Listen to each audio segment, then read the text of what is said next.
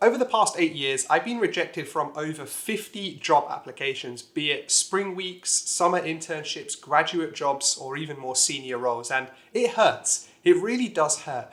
But I've gone through it so you don't have to. And so in this video, I want to share with you some of the things that I've learned from all of those rejections of mine and things that I put into place to help myself be more successful in the future. And hopefully some of those will be helpful to you too.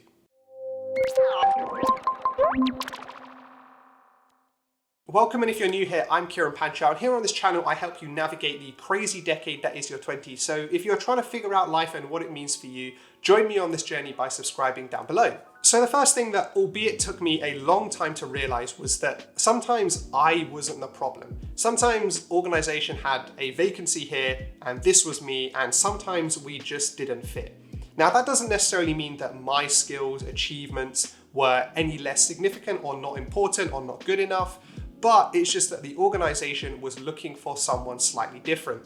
Now this took me a long time to realize, because inevitably, like probably many of you guys, when you've got rejections from jobs, you've always started to look at yourself first. You know, am I good enough in interviews? Is my CV good enough? Was my cover letter good enough? Blah, blah, blah. And that can take you down a really dark path. And I found myself down that path a long time, really questioning kind of a lot of life decisions about what I was studying, where I was studying, how much I was studying.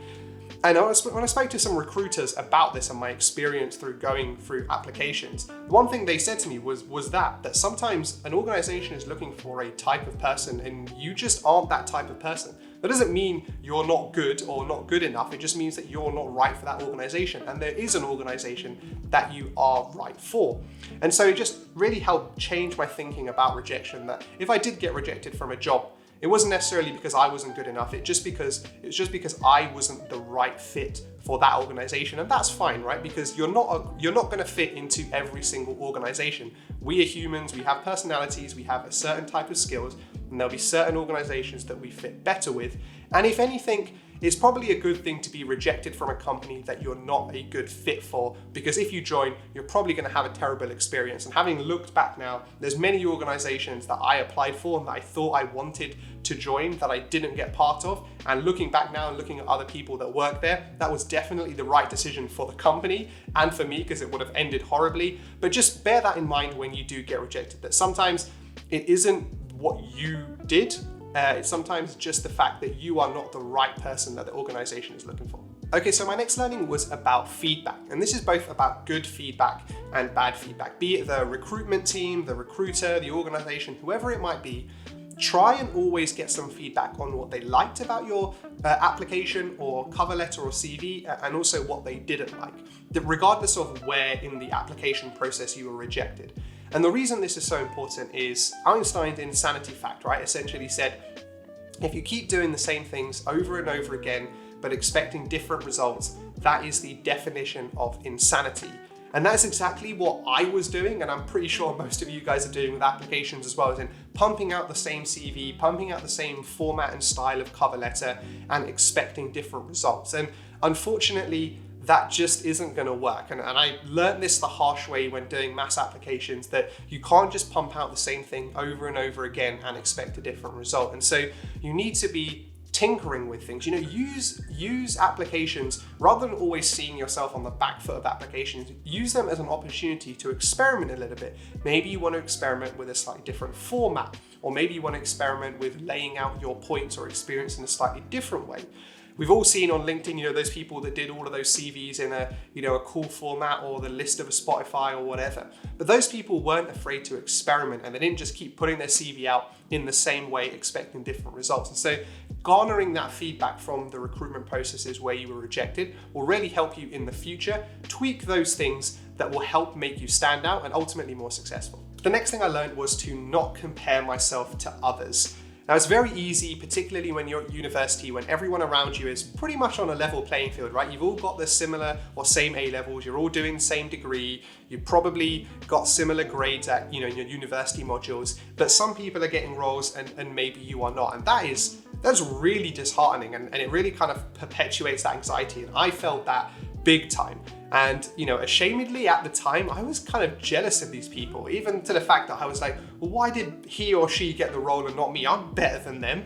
And it kind of really doesn't put you in the right frame of mind to actually think about you and how better you can put yourself out there in terms of that shop window of yourself, so that you can give yourself the best chance of getting accepted at one of these companies or organizations that you want to work for. And so what I learned throughout that process was to not compare myself to others. Everyone has different circumstances, and people act in interview and application scenarios very differently regardless of their degree or anything like that. And so instead, to focus on myself, what I could do to improve, both my written applications as well as how I perform in interviews, and just remembering to focus on what I have in my control rather than be jealous or envious of other people who may or may not be better than me, or who may or may not get a job that I applied for. Ignore that, let that be, wish people success when they get the job, but always try and focus on what's in your control and do the best that you can. Okay, so my final learning is to reconsider your approach to applications. Now, at university, I adopted the mass application approach. Pretty much, I went to a job fair and any logo I saw, I wrote it down. I went to their website and was like, oh, that looks like a scheme that I might be interested in. Damn, apply. Next one, apply. Next one, apply.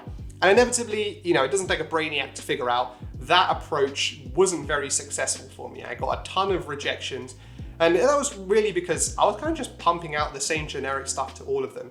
And if you think about it from the organization's perspective on the other side of that, they got an application that was pretty generic, didn't really explain why I specifically wanted to work for that company or do that specific role. And so it was very easy for them to go, this person hasn't really spent a lot of time doing this, we can just reject them.